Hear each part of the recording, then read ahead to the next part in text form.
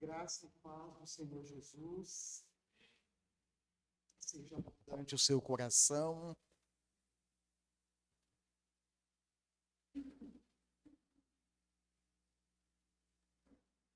Amém.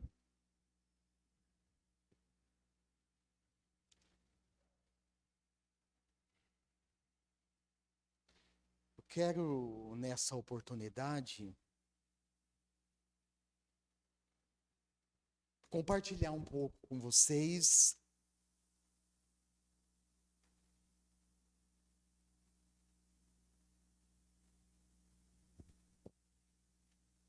o que o nosso Deus tem a nos falar, a nos ministrar,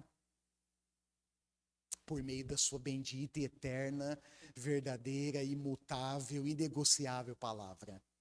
Amém? Abra sua Bíblia comigo, lá no primeiro livro de Samuel, capítulo 4. Lembrando, irmãos, só por curiosidade, na Bíblia hebraica, primeiro, segundo, hoje para nós, primeiro e segundo livro de Samuel compõem um livro só, primeiro e segundo Reis compõem um livro só. Depois houve ao longo da história, né, da igreja, houve uma divisão bíblica. A partir daí, então, hoje nós temos na nossa versão o primeiro e o segundo livro de Samuel, embora esteja na sequência, eles estão separados, estão divididos. Mas antigamente era um livro só.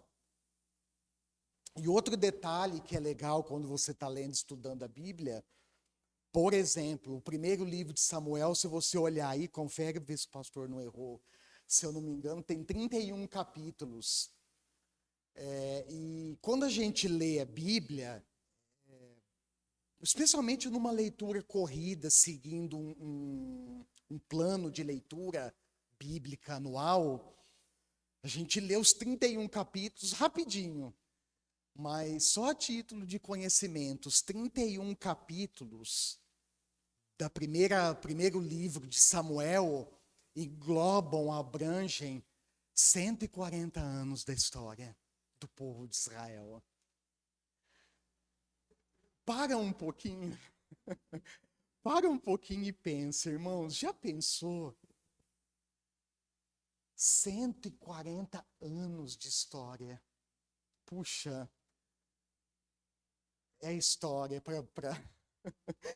é história para conhecer, é história para estudar. Então abre lá, primeiro livro de Samuel, capítulo 4. Eu vou fazer a leitura, versos 1 até o verso 11. Capítulo 4, verso 1 ao 11. Vou fazer leitura na NVI, mas você acompanhe cada um na sua versão. E a palavra de Samuel espalhou-se por todo Israel. Nessa época, os israelitas saíram à guerra contra os filisteus. Eles acamparam em Ebenezer e os filisteus em Afeque. Os filisteus dispuseram as suas forças em linha para enfrentar Israel. E, intensificando o combate, Israel foi derrotado pelos filisteus, que mataram cerca de 4.000 deles no campo de batalha. Quando os soldados voltaram ao acampamento, as autoridades de Israel perguntaram: por que o Senhor deixou que os filisteus nos derrotassem? E acrescentaram: vamos a Siló buscar a arca da aliança do Senhor, para que ele vá conosco e nos salve das mãos dos nossos inimigos. Então mandaram trazer de Siló a arca da aliança do Senhor dos Exércitos, que tem o seu trono entre os querubins. Aqui na imagem tem aqui na tela tem uma imagem de como era essa Arca da Aliança, que tem o seu trono entre os querubins. E os dois filhos de Eli, Hofni e Finéias, acompanharam a Arca da Aliança de Deus. Quando a Arca da Aliança do Senhor entrou no acampamento, todos os israelitas gritaram tão alto que o chão estremeceu. Olha só, os filisteus, ouvindo os gritos, perguntaram: o que significam todos esses gritos no acampamento dos hebreus? Quando souberam que a Arca da Aliança, a Arca do Senhor, desculpa, viera para o acampamento, os filisteus ficaram com medo e disseram: deuses chegaram ao acampamento. Ai de nós! Nunca nos aconteceu uma coisa dessas. Ai de nós! Quem nos livrará das mãos desses deuses poderosos? São os deuses que feriram os egípcios com toda espécie de pragas no deserto. Sejam fortes, filisteus, sejam homens, ou vocês se tornarão escravos dos hebreus, assim como eles foram escravos de vocês. Sejam homens e lutem. Então os filisteus lutaram e Israel foi derrotado. Cada homem fugiu para sua tenda. O massacre foi muito grande. Israel perdeu 30.000 homens de infantaria. Ou seja, homens preparados para o combate, para a guerra. A arca de Deus foi tomada. E os dois filhos de Eli, Hofni e Finéias, morreram. Na realidade, Deus já estava querendo matar esses dois perversos. Se você for olhar a história, eles eram sacerdotes. E eles, além de desprezar as ofertas que as pessoas traziam, na verdade, eles não só desprezavam, como eles roubavam as ofertas que eram de Deus. O texto diz que eles ainda se deitavam com as mulheres que serviam à entrada da tenda do encontro. E a consequência foi a morte mesmo. Pois bem, irmãos, esse é o texto base bíblico, base da nossa conversa nessa noite.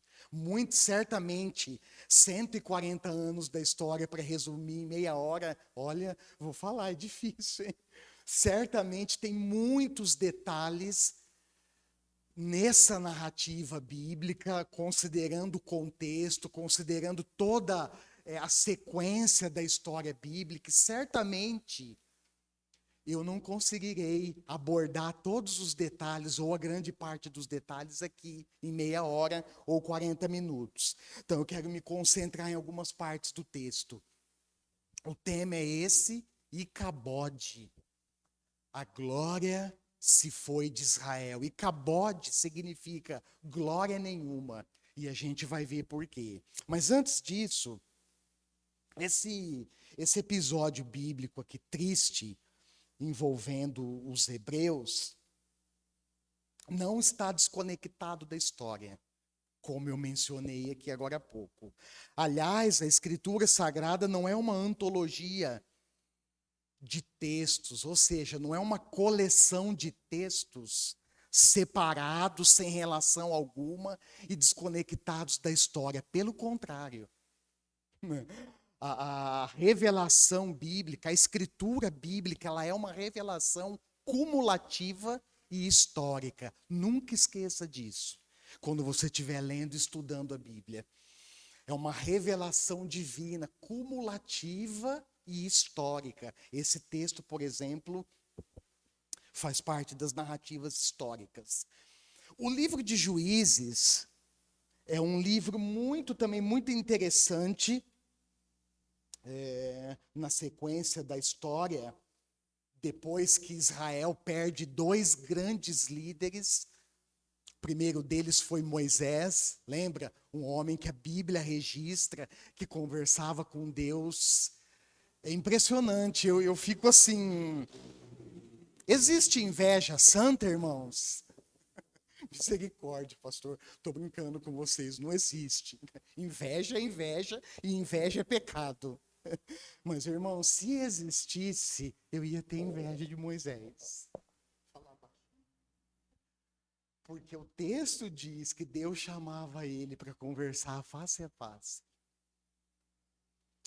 E o texto, a sequência das histórias aqui, passando pelo livro de Samuel, mostra um período de transição importante na história da nação. Porque Moisés morreu, o seu sucessor, chamado Josué, levantado por Deus, segue a história. Josué morre, e Israel, então, fica naquele momento sem uma figura humana para liderar o povo. E por isso, olha só, lá no livro de Juízes, no capítulo 21, verso 25, termina registrando a seguinte frase: naquela época não havia rei em Israel. Cada um fazia o que lhe parecia certo. Tenta imaginar, irmãos.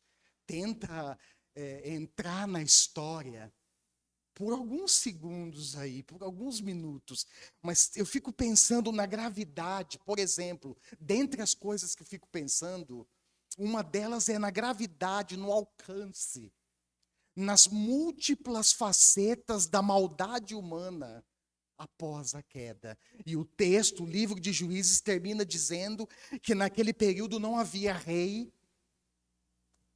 ou seja, não havia uma figura humana para liderar a nação, e cada um fazia o que lhe parecia certo. Eu lembro, enquanto eu estava estudando, eu lembrei lá de Gênesis capítulo 4, primeiro homicídio da história, quando Caim mata seu irmão Abel. Eu fico pensando no ser humano vivendo a partir do seu próprio padrão de comportamento, que após a queda, vale ressaltar isso, era um padrão de comportamento doentio, porque principalmente o homem, a partir da queda, ele está separado do seu Criador. E nós sabemos muito bem, eu não vou entrar nos detalhes, essa separação da humanidade do seu Criador causa um rompimento com sérias consequências. Uma delas é a morte espiritual.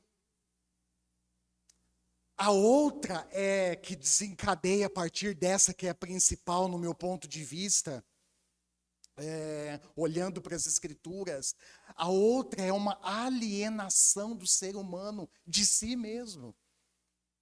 Há uma desconexão, irmãos, que foi desencadeada a partir desse rompimento com o Criador. Há uma desconexão do próprio homem com o homem. Há uma desconexão do homem com a natureza criada.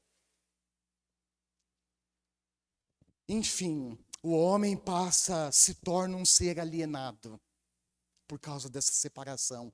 O texto diz também lá em Gênesis, voltando no início, no capítulo 6, que a pecaminosidade, a maldade, a perversidade humana desagradou a Deus de maneira tão profunda que ele decidiu eliminar da face da terra os homens que ele havia criado. E não só os homens, Deus inclui no pacote também os grandes, os pequenos animais, a própria criação, irmãos. Inclusive, essa é uma realidade presente hoje. E certamente continuará sendo uma realidade triste, presente na vida do ser humano e da criação, que sofre, que padece as consequências do pecado humano. Veja que nesse momento a própria criação é incluída no extermínio divino que decide eliminar da face da terra o homem que havia criado os grandes e pequenos animais e as aves do céu.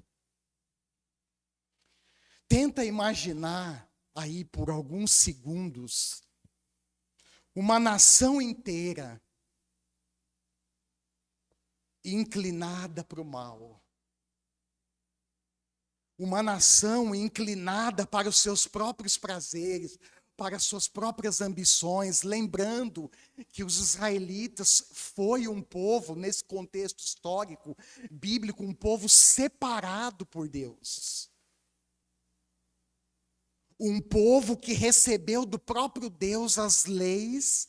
Lembra quando Moisés sobe no monte, ele permanece no monte Sinai, depois que eles saíram do Egito, 40 dias e 40 noites. E nesse momento, irmãos, Deus entrega para Moisés não só o decálogo, escrito nas 2 tábuas de pedra com as suas próprias mãos, mas como, se você for olhar para as escrituras com atenção, Deus escreve, Deus ordena várias leis, Deus estabelece, determina diversas leis. E daí nós paramos e pensamos, por que será que Deus determinou, por exemplo, o decálogo? Por que que Deus deixou tantas leis específicas? Leis de higiene pessoal, leis de questões envolvendo questões sociais.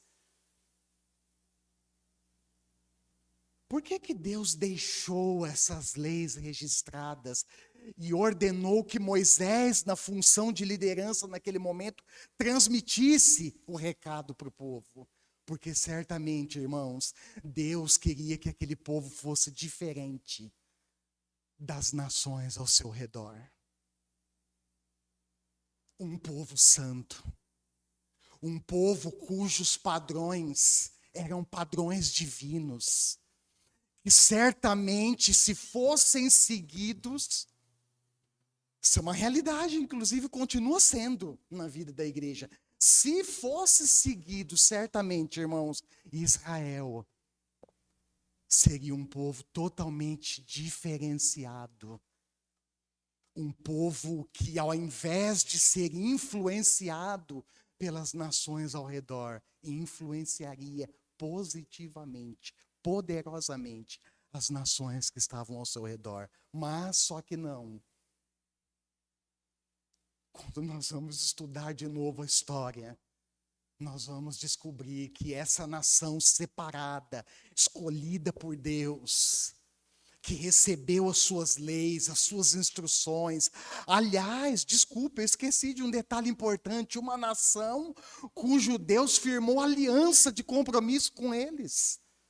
A partir do antepassado Abraão, depois seu filho Isaque, depois de Isaque Jacó. E em vários momentos Deus vai resgatar isso, Deus vai trazer isso à memória do povo. E vai dizer, olha, pelo meu compromisso, pela aliança que eu firmei com os seus antepassados. E ele vai citar Abraão, Isaque e Jacó.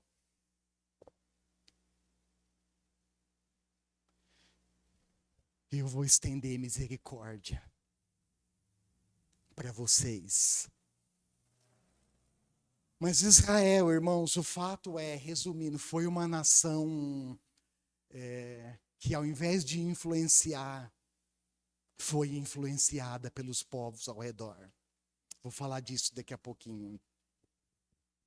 O problema era tão sério, olha lá de novo no livro de Juízes, no capítulo 2. O problema era tão sério e profundo, a chaga era tão profunda na vida da nação de Israel, que o autor do livro de Juízes, lá no capítulo 2, ele faz um apontamento que merece ser observado com atenção. Olha lá só, se você for rápido de endereço e quiser acompanhar comigo, Juízes capítulo 2, verso 7.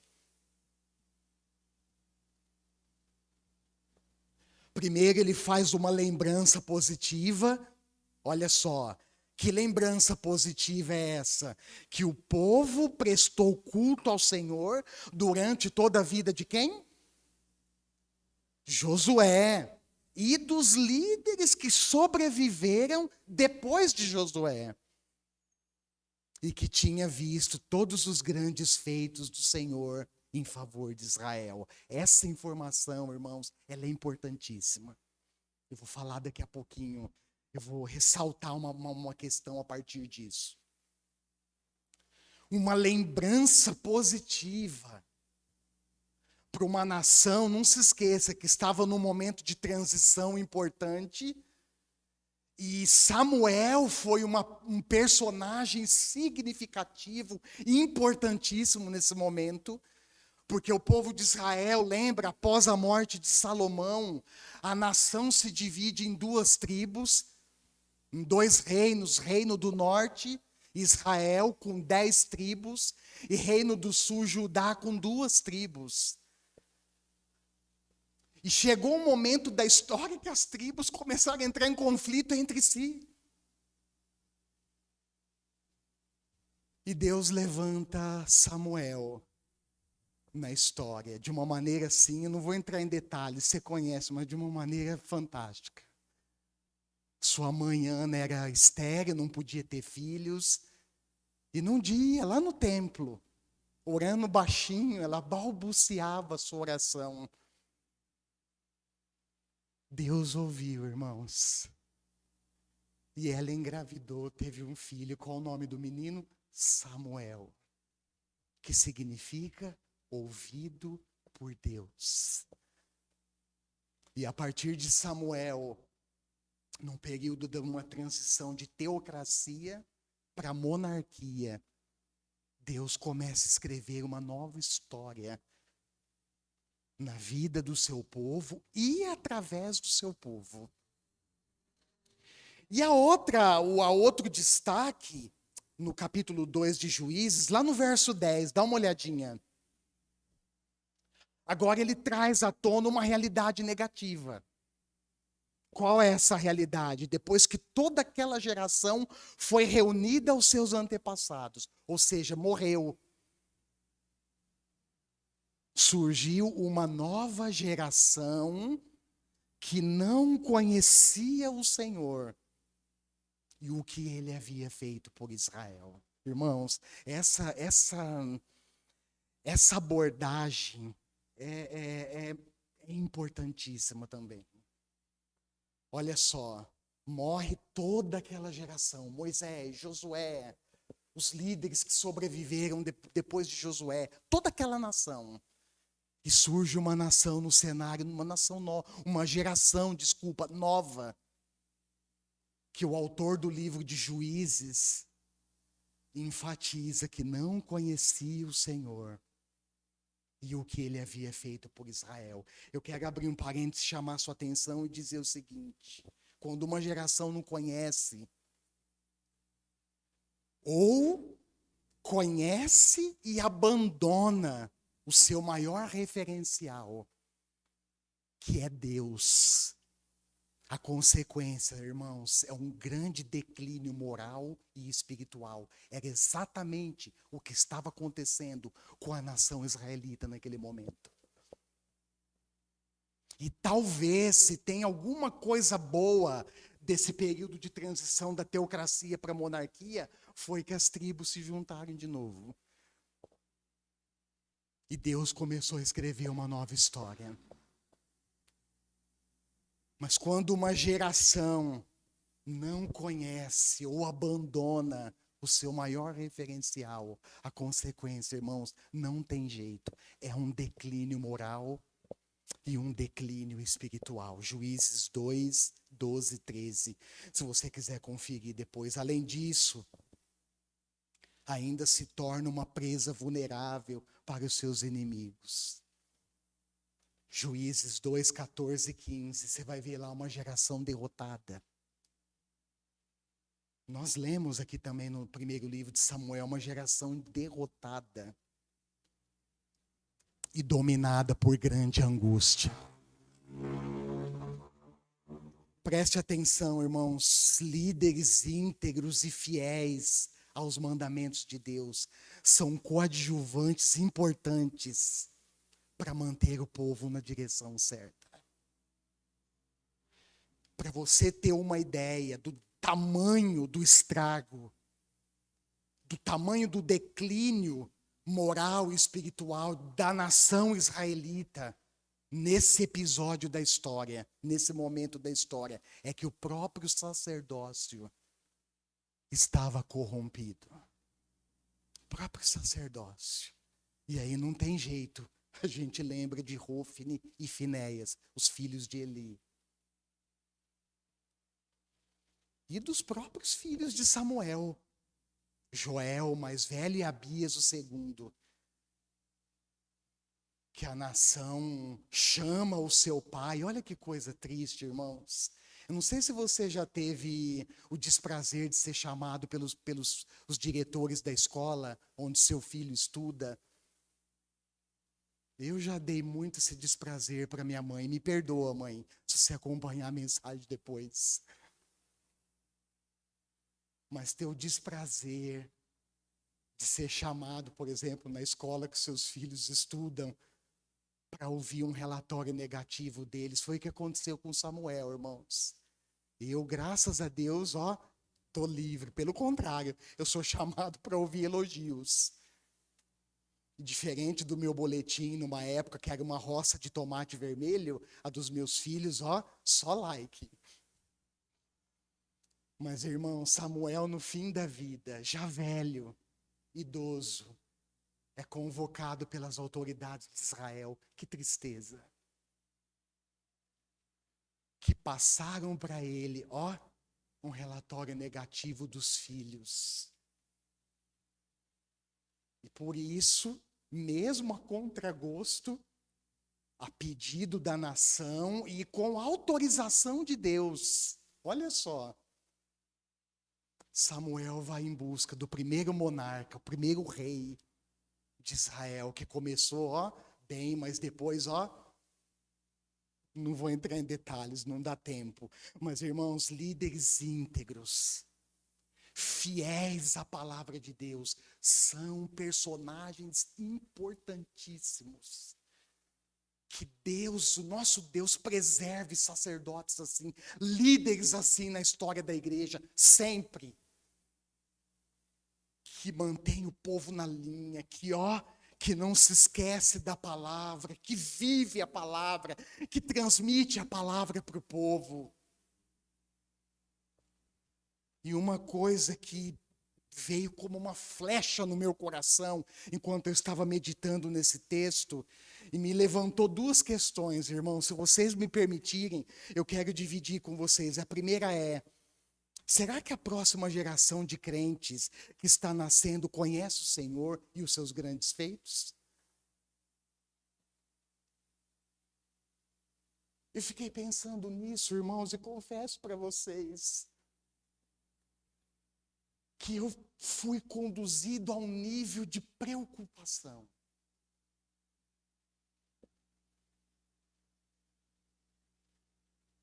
Talvez eu não consiga responder essa pergunta, mas ela fica ecoando no meu coração. Será que a próxima geração de crentes que está surgindo aí conhece o Senhor? Será, segunda questão, será que a próxima geração de crentes conhece profundamente as raízes da sua fé? Será, irmãos?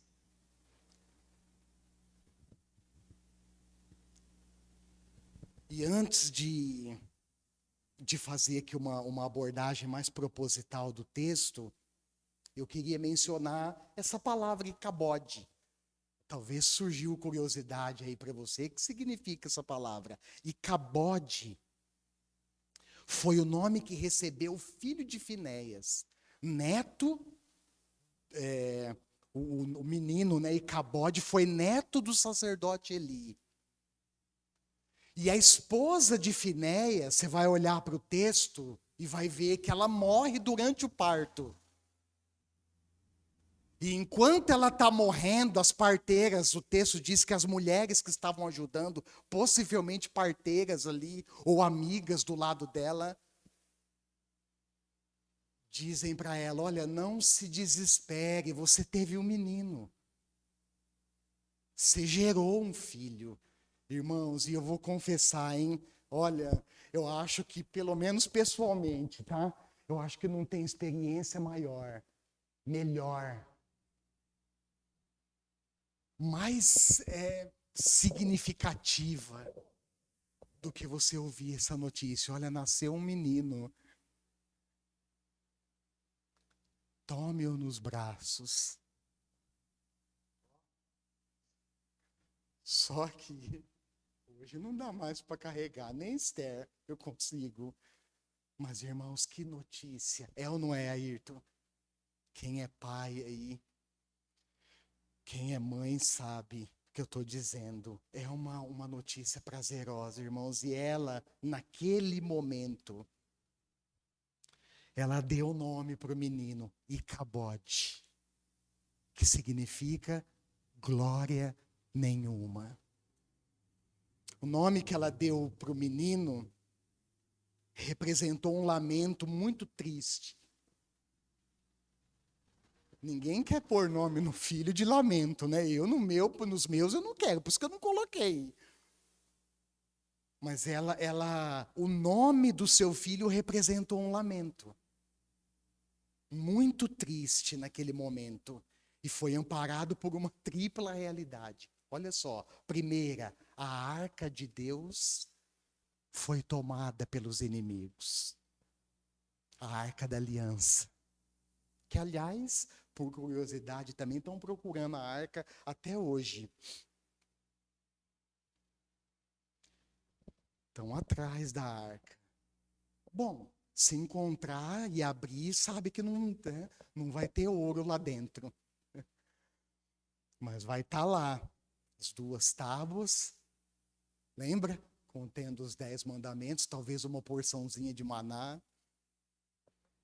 E a vara de Arão que floresceu. Mas eles estão atrás da arca, irmãos. Segundo lamento, a morte do seu sogro. Sacerdote Eli, que tinha provavelmente 98 anos, obeso, quando sentado na cadeirinha, fico imaginando ele, cadeirinha de balanço. Eu que não queria chegar a 98 anos assim, hein? Se chegar, né? Mas 98 anos, obeso, sentado na cadeirinha, quando ouve a notícia, cai para trás, quebra o pescoço e morre. Meu Deus!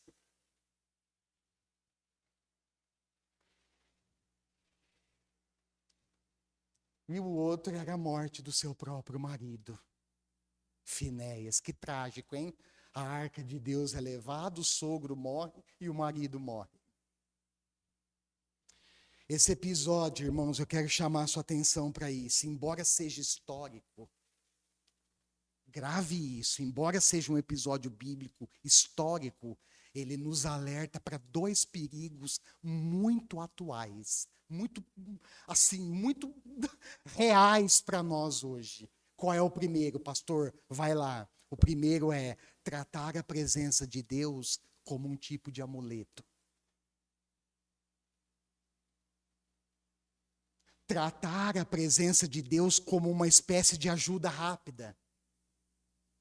Na hora que eu preciso, eu corro atrás de quem? De Deus. Irmãos, esse é um grande perigo para nós. Esses dias eu compartilhei com os irmãos que estavam aqui, se eu não me engano, numa reunião de oração,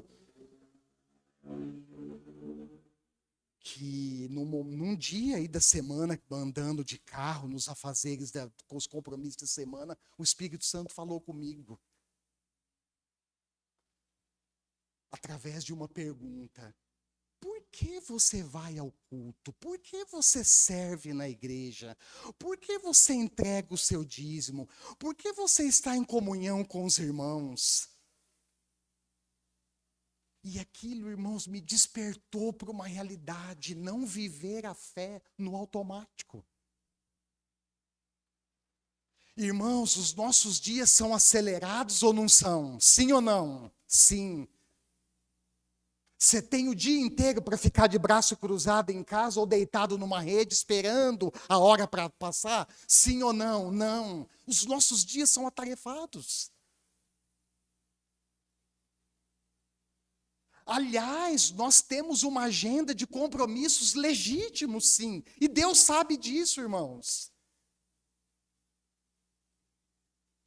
Tanto sabe que Ele respeita isso. Mas nós precisamos tomar cuidado, irmãos, para não correr na presença de Deus, desculpa, ou para a presença de Deus só nas horas de necessidade. Irmãos, como eu vi isso ao longo da minha caminhada. E eu confesso para vocês que eu observava e pensava e orava no íntimo do meu coração: Senhor, eu não quero ser assim.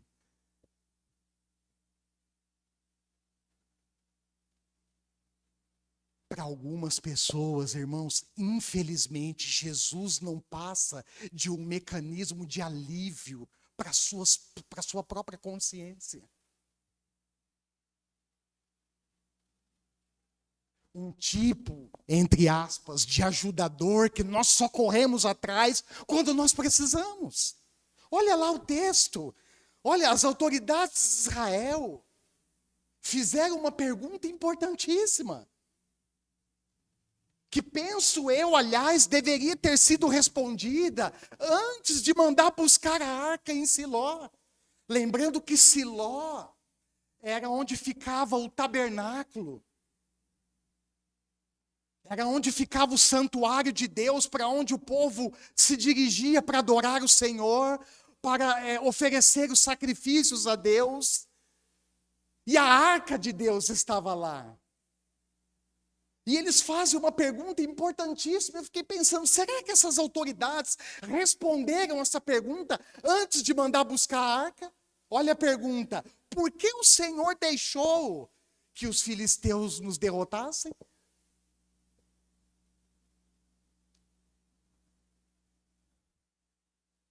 E eu fiquei pensando, irmãos, na minha vida, e agora eu quero dividir para você, porque serve para todos nós. Será que diante das derrotas que eu sofro, será que diante das derrotas que nós sofremos, em alguma área da nossa vida, também nós não deveríamos fazer a mesma pergunta?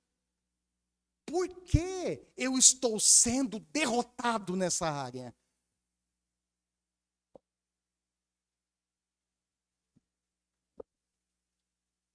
E a resposta, pastor, nós encontramos no texto, irmãos. Olha lá, 1 Samuel capítulo 7, versos 2 ao 4. Eu quero ler esse texto para vocês. 1 Samuel 7, 2 ao 4.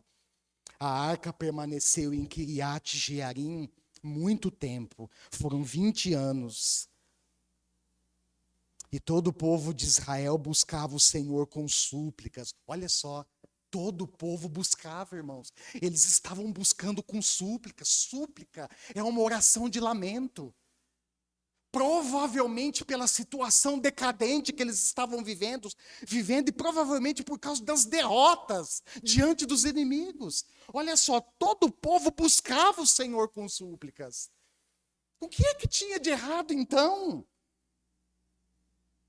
E Samuel disse: Ei, Samuel, como Samuel foi importante, irmãos, disse a toda a nação de Israel: se vocês querem voltar-se para o Senhor de todo o coração, o que vocês devem fazer? Olha lá o problema, irmãos, onde é que estava? Livrem-se então do quê?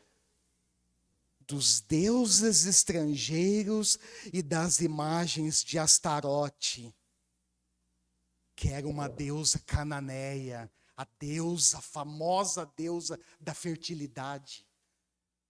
Eles buscavam essa deusa, eles adoravam essa deusa quando eles queriam que as suas plantações produzissem o dobro. Quando queria que os rebanhos fossem prolíferos. E quando eles mesmos, os seres humanos, nas suas relações sexuais tivessem êxito, eles buscavam essa Astarote.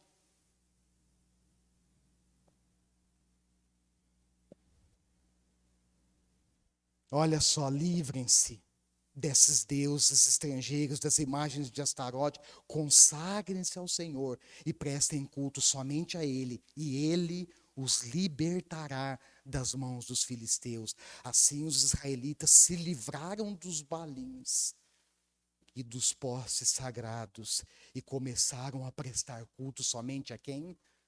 Ao Senhor. Olha que resposta da derrota. Idolatria. Buscavam a Deus com lamento, mas na casa deles, na tenda deles, estava cheio de ídolo. Eu fico pensando, irmãos, quantas vezes os nossos ídolos, eles não são esses postes sagrados que o povo tinha alto, nos postes altos que o povo prestava adoração a deuses estranhos. Mas eu fico pensando quantos ídolos estão dentro de nós, ídolos ocultos, ídolos que as pessoas até não veem, mas nunca, jamais passará despercebido aos olhos de quem? Aos olhos de Deus. E foi somente quando eles atenderam a orientação do líder, Samuel, abandonaram os ídolos e se voltaram totalmente para Deus, eles obtiveram vitória. Irmãos, eu fiquei pensando que querer vencer os inimigos sem obediência a Deus é uma grande ilusão. É ou não é? É uma grande, inclusive uma grande derrota. O que Tiago, no capítulo 4 do seu livro, versos 7 a 8, escreve, você lembra? Tiago 4, 7 e 8. Se você é rápido de endereço e quiser ir comigo, pode acompanhar. Portanto, submetam-se a Deus. Resistam ao diabo e ele fugirá de vocês. Aproxime-se de Deus e ele se aproximará de vocês. Pecadores, limpem as mãos. E vocês que têm a mente dividida, purifiquem o coração. Olha só.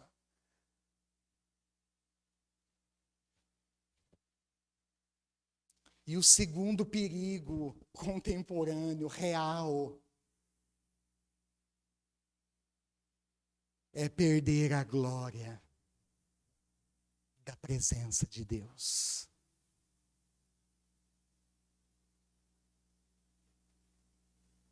Naquele momento, irmãos, a presença de Deus era representada pela Arca da Aliança. Certamente, não esqueça disso, por favor. A presença gloriosa de Deus não estava restrita a um objeto, que, aliás, Êxodo capítulo 25, confere lá durante a semana. Deus mesmo orientou Moisés a mandar construir a arca. E Deus disse: olha, o jeito, o projeto portátil certinho da arca. E ele disse: olha, na tampa, entre os querubins, olha lá, entre os anjos, eu manifestarei a glória da minha presença. É por isso, irmãos, que diante da derrota, as autoridades mandou rapidinho, corre em Siló e traz a arca. Mas a presença de Deus para eles estava sendo tratada como um amuleto, uma espécie de ajuda rápida. Ah, eu vou para a igreja, quem sabe Deus me ajuda, e se não ajudar eu não volto mais. Ou se ajudar, eu agradeço, viro as minhas costas e volto só quando eu precisar. Irmãos, como eu vi isso ao longo da minha caminhada cristã, que tristeza. Falei, repito, e orava, e observava, e orava no último, quietinho, Deus me livra dessa. Senhor, eu não quero ser assim. Senhor, eu não quero uma fé interesseira, eu não quero um coração motivado pelas coisas que o Senhor pode fazer por mim, mas eu quero um coração íntegro, conectado na sua presença. Pessoas que vinham e que já não estavam mais, irmãos. Pessoas que vinham quando precisavam e quando recebiam a bênção.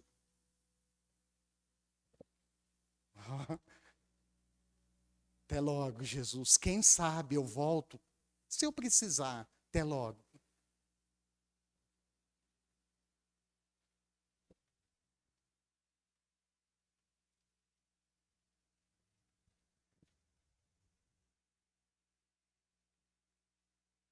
Sabe, irmãos, como cooperador de Deus nesse ministério, nessa obra. Eu certamente, se você me perguntar, pastor, o senhor está preocupado com o ensino na igreja? Estou, irmãos.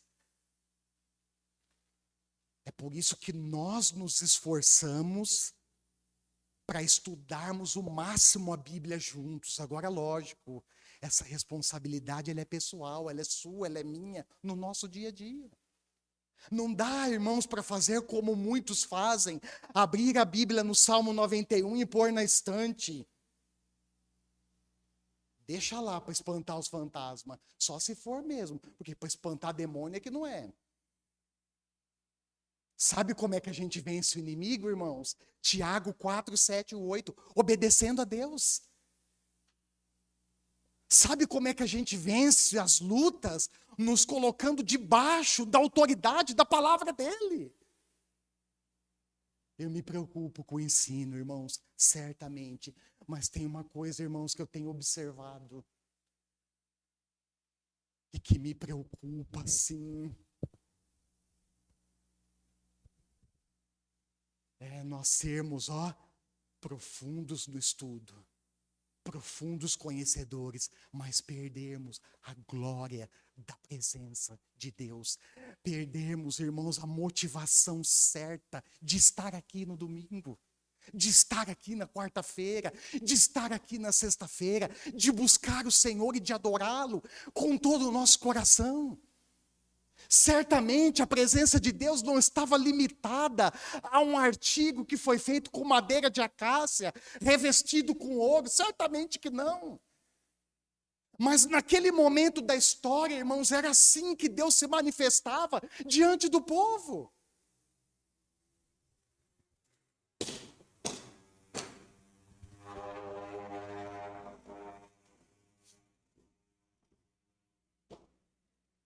E eu também lembro que desde o início a intenção de Deus foi habitar com as suas criaturas.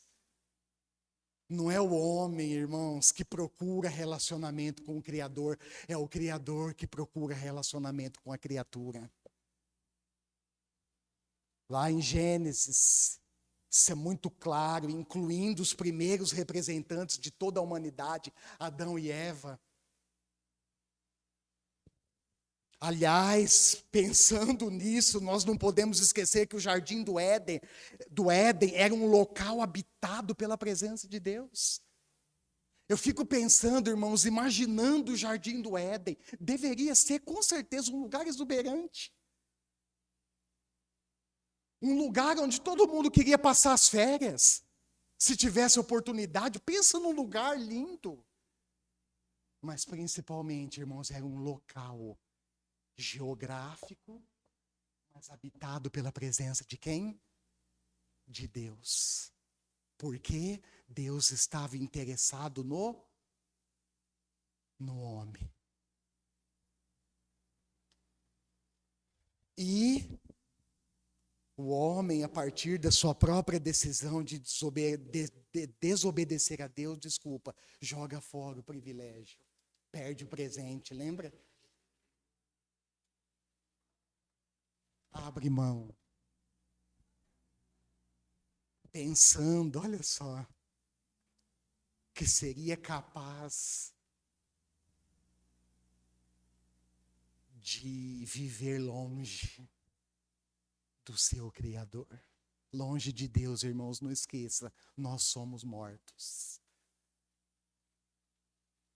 Longe de Deus, não esqueça, a gente não passa de um bonequinho de barro. Frágil, debilitado, insignificante e que não tem vida própria. Não tem dentro de si o real significado da sua, da minha e da nossa existência. Sabe por que você existe, querido?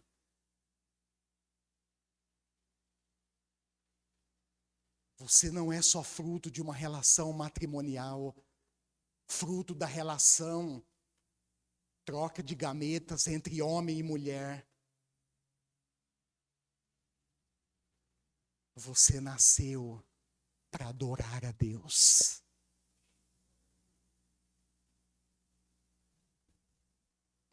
Você nasceu para viver com Ele.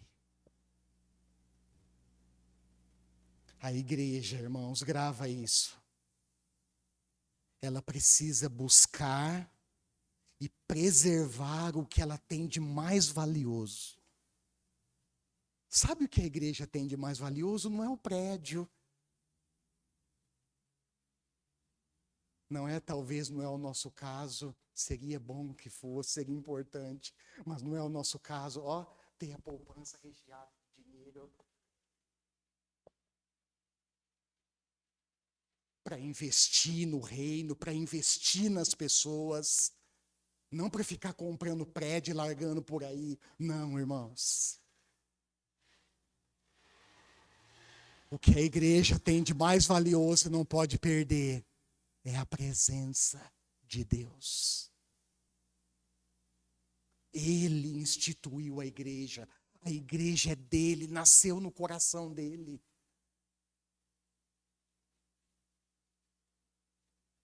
Às vezes, irmãos, a gente pode cair na besteira, como eu caio muitas vezes, e peço perdão a Deus, e peço perdão diante de vocês aqui agora, de olhar e perceber, tem pouca gente, Senhor. E correr o risco de limitar a minha visão nas pessoas, mas o fato é, a igreja é do Senhor. O fato é que o dia que eu sair daqui, irmãos, Deus enviará outro sacerdote. E sabe qual é a minha oração? Deus, envia gente fiel. Envia gente comprometida com a palavra, Senhor. Que o púlpito da igreja, irmãos, seja inflamado por justiça e retidão. Eu oro por isso, irmãos. Você não sabia disso? Está sabendo hoje.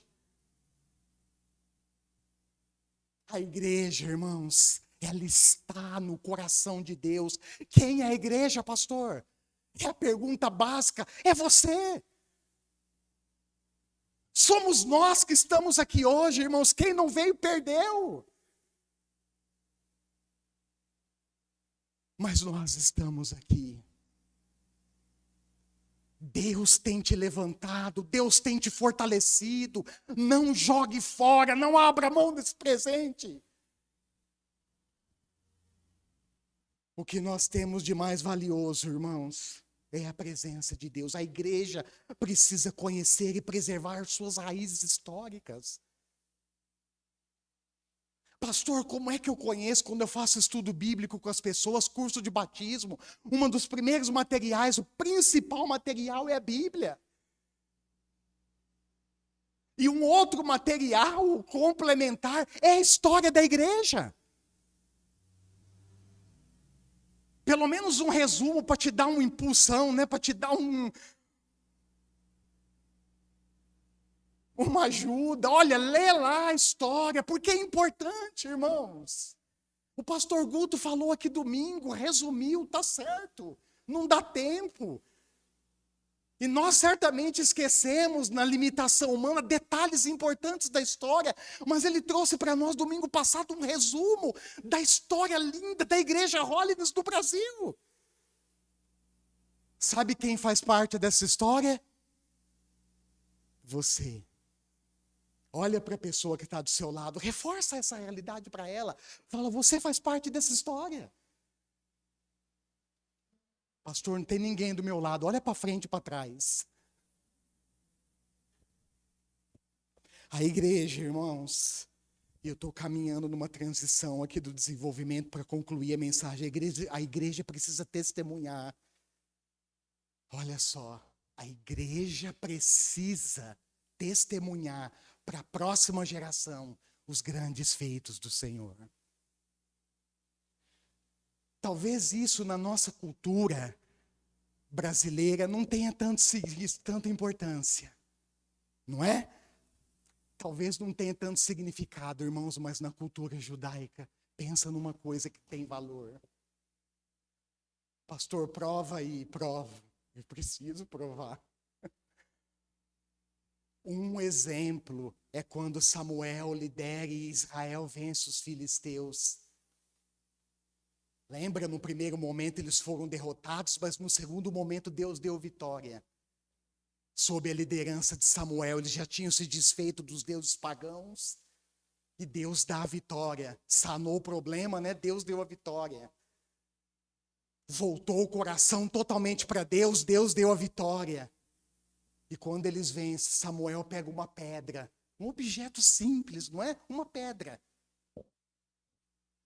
E coloca no lugar da batalha e declara: olha, essa pedra, ela é testemunha entre nós da vitória que Deus nos deu. E ele dá um nome para a pedra, Ebenezer, que significa: até aqui nos ajudou o Senhor. Eu fico pensando, irmãos, será que nós temos testemunhado para a próxima geração, contado para eles os grandes feitos de Deus?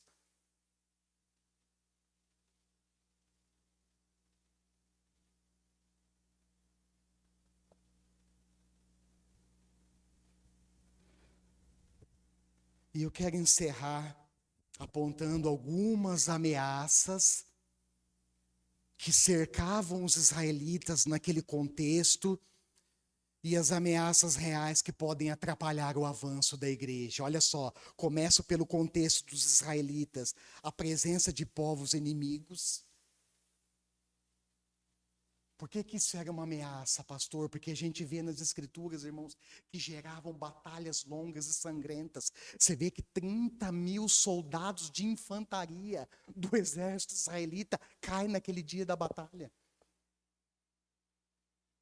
Então, os inimigos, os povos inimigos eram ameaças reais. Quer ver outra coisa? Cultura pagã, impregnada de idolatria. Será que isso, irmãos, é uma realidade no Brasil hoje? Ou não? O homem já tem a tendência para o mal. O homem já tem a tendência de se inclinar para a idolatria. E Israel vivia cercado por quem? Filisteus, amonitas, amorreus, moabitas, cananeus, ferezeus, jebuseus e por aí vai. Tudo povo pagão, que adoravam deuses estrangeiros, deuses falsos. E Israel obedeceu, só que não.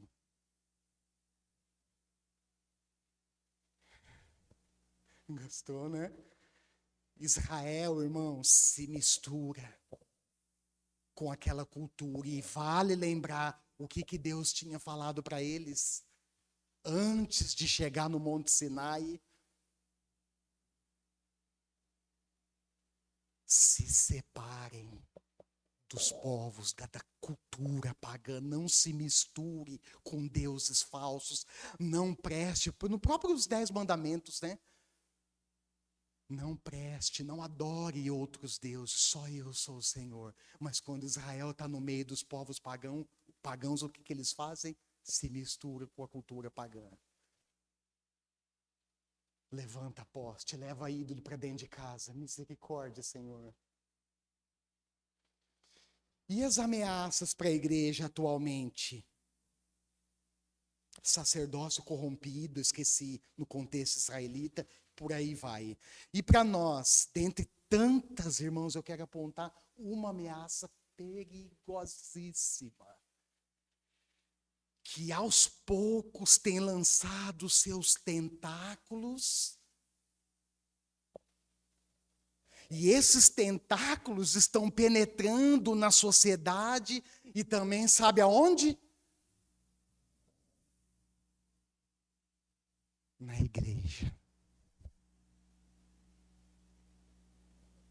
Eu estou me referindo, tem até o nome chamativo, mas é um perigo. Relativismo ético. O que é isso, pastor? São ideias, irmãos. que tenta confundir as pessoas acerca da existência de princípios e valores absolutos. Pastor, onde é que a igreja encontra princípios e valores absolutos, imutáveis e negociáveis? Não importa o tempo, a época e a cultura. Está aqui, irmãos, é a palavra de Deus. Um exemplo, quem gosta de exemplo, um exemplo muito claro envolve a sexualidade humana. A sexualidade humana, irmãos, eu pergunto para vocês, é boa ou não? É boa. Desde o início, Deus deixou claro que é uma prática boa e saudável. Desde que, não esqueça, desde que aconteça dentro do padrão estabelecido por Deus. Gênesis 1, 27 e 28, Gênesis 2, 24, quando Deus estabelece o quê? O casamento.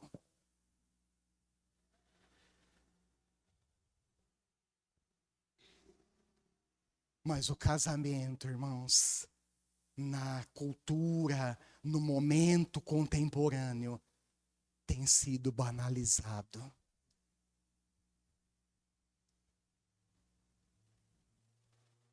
Na ética cristã, o casamento é uma união monogâmica, sempre é importante lembrar, né? Uma união monogâmica. E lá no Antigo Testamento você vai ver Davi é um exemplo, Salomão, misericórdia, teve 1000 mulheres.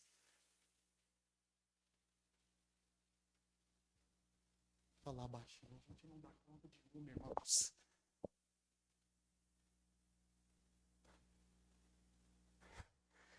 É difícil.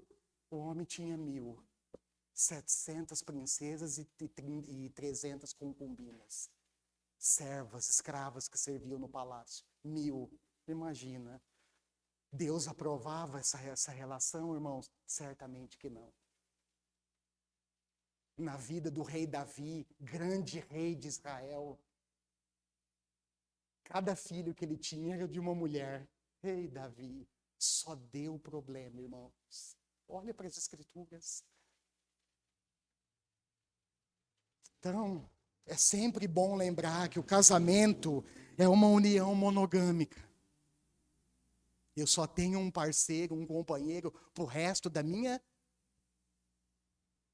vida. Heterossexual, homem e mulher, uma relação amorosa e vitalícia.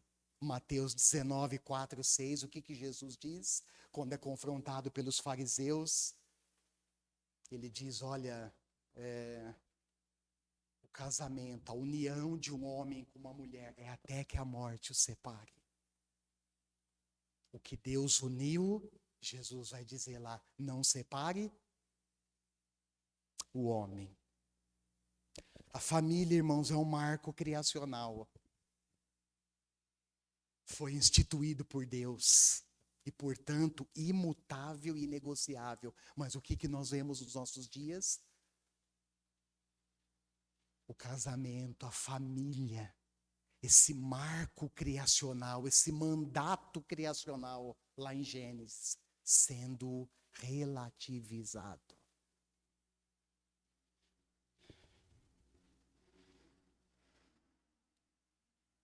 E o relativismo tenta destruir esse princípio, estabelecendo alternativas, que infelizmente está ganhando força, espaço na vida das pessoas. E um exemplo é o relacionamento entre pessoas do mesmo sexo. É uma das alternativas destrutivas e contrária à ordem estabelecida por Deus. Lembra que eu falei que não é uma coisa só enraizada na sociedade, está entrando na igreja? Infelizmente, irmãos, igrejas que não só aprovam, mas fazem cerimônias e abençoam o casamento de pessoas do mesmo sexo. Cuidado quando você ouve ideias e sugestões do tipo assim, ó, tudo depende de você. Tudo depende de onde você está. Curte o momento aí. tudo depende de quem você é, tudo depende do que você sente. Ai, irmãos, a Bíblia diz que o coração humano é enganoso, leva a gente para cada buraco, leva a gente para cada viela, misericórdia, que depois às vezes não tem saída. Tudo depende de como você se sente. Tudo depende do seu ponto de vista, tudo depende do momento. Olha, fuja desse engano. E nunca esqueça, nunca esqueça. Pastor, eu estou na igreja há 100 anos. Puxa, tudo isso, mas não esquece o que eu vou te dizer agora. A maior ameaça, ela não está fora de nós.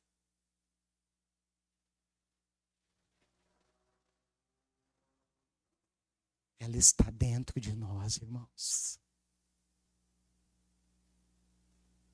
Qual é essa ameaça, pastor? É a tendência do coração humano de se inclinar para o mal. Não abra mão da palavra de Deus. Amém? Não negocie o que é inegociável. Amém?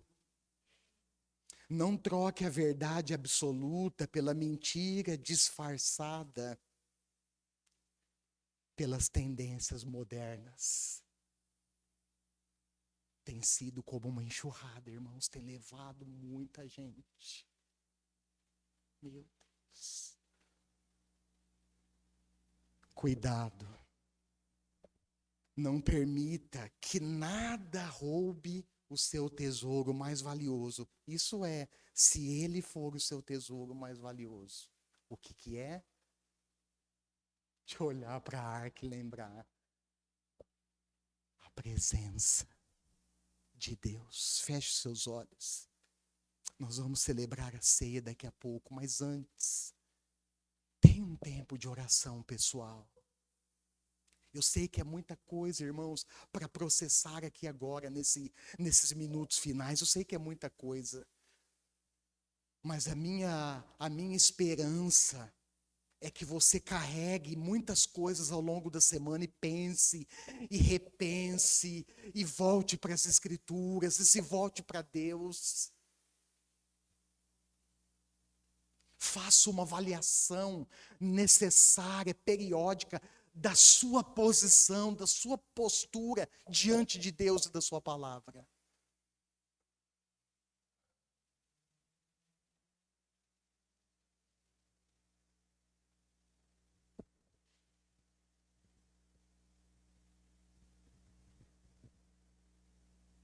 Quais são as ameaças que têm distraído você, hein? Quais são as ameaças que têm distraído, tirado você do foco? São ameaças externas ou a ameaça interna que está dentro de você mesmo? Senhor, obrigado por tua presença aqui. Eu oro de todo e com todo o meu coração agora. Eu oro para que nós não percamos o que temos de mais valioso, que é a presença do Senhor, que é a comunhão contigo.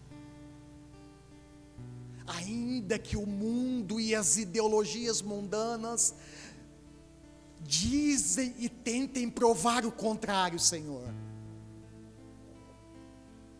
que o meu coração continue apegado em Ti, mais do que tudo, apegado à Tua palavra, um coração disposto a obedecê-lo todos os dias da minha vida, a obedecer e a honrar a Sua palavra todos os dias da minha vida.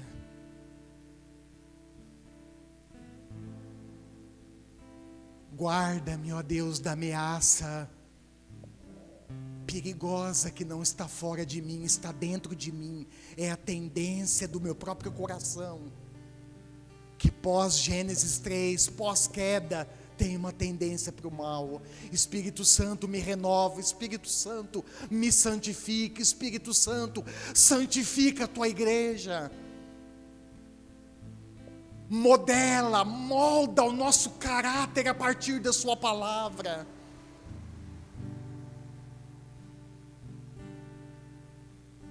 Que possamos vencer a mentira com a verdade, o relativismo ético, moral, enfim, tantas outras ideologias que vêm como uma enxurrada tentando nos arrastar para longe do Senhor.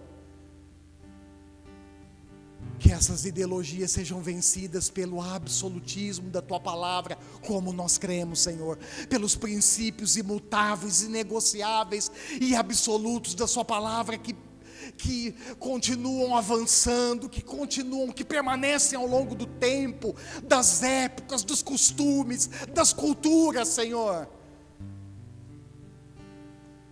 Ajuda-nos.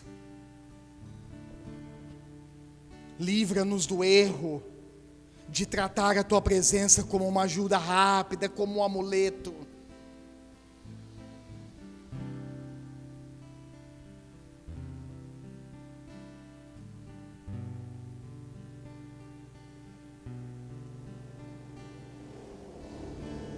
E livra-nos do perigo de perder a glória da Tua presença. Em nome do Senhor Jesus, tem misericórdia de nós. Amém e amém.